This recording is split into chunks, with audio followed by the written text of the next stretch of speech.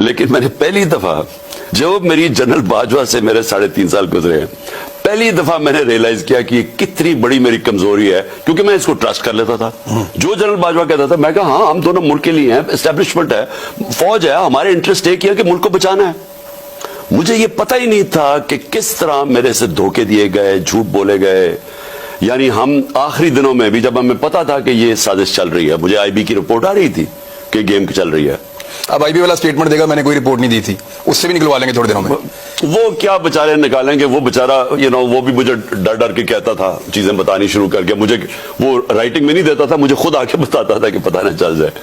تو وہ جب ہمیں پتہ چل گیا کہ پوری گیم ہوئی ہے، نواز شریف سے ان کی بات چیت چل رہی ہے، انہوں نے پلان بنا لیا ہے، خاص طور پہ جب فیض کو جب ہٹایا تو اس کے بعد ان کی گیم تو چل پڑی تھی. تو مجھے تو پتا تھا.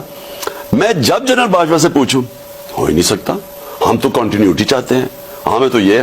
میں نے جب آخر میں جب مجھے پتا چلا کہ یہ، میں نے ان سے یہ پوچھا بھی، میں نے کہا دیکھیں مجھے یہ بتا دیں، وہ میرے اسلام آباد کے گھر میں، میں نے کہا مجھے یہ بتا دیں کہ ہمارے سارے اتحادی، ہمارے جو لوگ اپنے ایم این ایز ہیں، وہ سب کو انڈیکیشن یہ دے رہے ہیں کہ فوج چاہتی ہے کہ آپ ادھر چلے جائیں.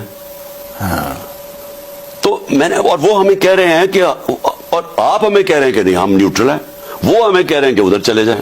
ایم کیو ایم کے لوگوں نے ہمیں دبی دبے لفظوں میں ساروں نے کہا. وہ بیت تو کنٹرول میں ہی ان کے تھی، وہ شزان بگتی تو ان کے بغیر ہلتا ہی نہیں تھا. تو ہمیں تو پتا، تو ہم حیران کہ یہ مجھے کہہ رہے ہیں کہ کچھ نہیں ہے، ادھر سے اور سگنل مل رہے ہیں.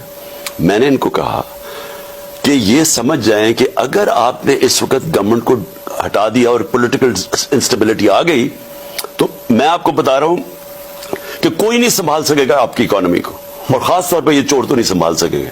شوکت ترین کو میں نے بھیجا، انہوں نے اس کو بتایا کہ یہ جناب حالات ہیں، آپ نے اس وقت اگر یہ کر دیا. 2 گھنٹے وہ بیٹھا رہا ان کے ساتھ، ایک سمجھایا اس نے سٹیپ بائی سٹیپ کہ اس سٹیج کے اوپر اگر آپ نے پولیٹیکل انسٹیبلٹی لیا، اکانومی آپ نہیں سنبھالی جائے. تو آپ کو کیا لگتا ہے؟ پہلے میں سن لوں.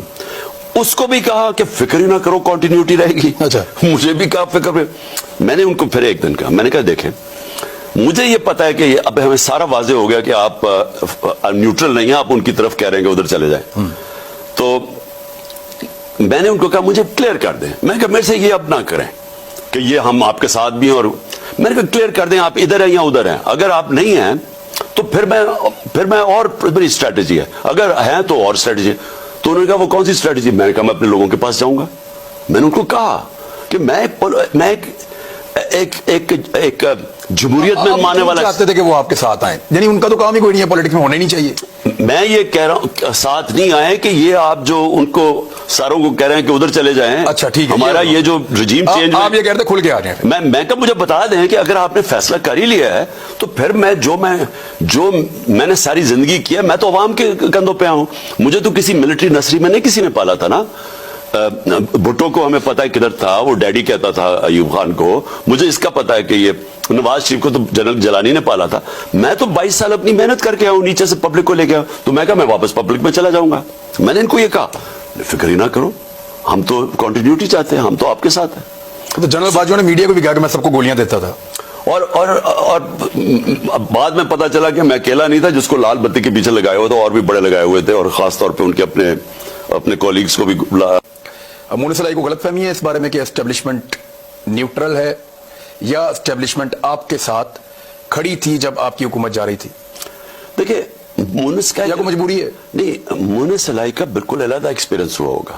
ٹھیک ہے، دیکھیں نا، ہو سکتا ہے ان کو کچھ اور کہا گیا ہو. نہیں، ان کو کہا گیا ہوگا کہ پی ٹی آئی کے ساتھ چلو، لیکن وہ دوسرا والا جو چلا گیا نون لیگ میں، اس کو بھی کہا ہوگا کہ ادھر چلے جاؤ. اچھا، ادھر بھی نمبر پورے کر دیے. تو یہ جو ڈبل گیم چل رہی تھی، ویسے میں آپ کو بتاؤں جتنی ڈبل گیم جنرل باجوہ نے کھیلی ہے نا، یعنی وہ کبھی کسی کو کچھ کہے، ہمارے اپنے لوگوں کو کسی کو کوئی پیغام جا رہا ہے، کسی کو کوئی اور جا رہا ہے. عجیب اس کی ویسے ایٹیٹیوڈ. دیکھیں لیکن ہوا کیا اینڈ میں؟ فائدہ تو نہیں ہوا نا، ایکسپوز تو ہو گئے. اب یہ جو ذلت انسان تو نہیں دے سکتا نا. مجھے یہ بتائیں کہ ہم اللہ میں ماننے والے جو لوگ ہیں، ہمارا ایمان، عزت اور ذلت اس کے ہاتھ میں نا. مجھے یہ بتائیں کہ مجھے تو اصولاً جو انہوں نے کیا تھا میرے ساتھ، جو میں ایک ڈائری اٹھا کے نکلا تھا پی ایم ہاؤس سے، اس کے بعد اصولاً مجھے ذلیل ہو جانا چاہیے تھا. ہوا کیا؟ مجھے اللہ نے وہ عزت دی جو میری زندگی میں تصور نہیں تھا ایسی ملے گی. تو اس سے تو آپ کو واضح ہو جانا چاہیے نا کہ اوپر والے کے ہاتھ میں سب کچھ بے شک ہے. اللہ آپ جو مرضی کر لیں, فیصلہ وہ آپ کے اعمال کے اوپر کرتا ہے. بے شک اس میں کسی کے تو اعمال غلط تھے نا جو کہ ذلت میں نیت کے اوپر اللہ تعالیٰ. اچھا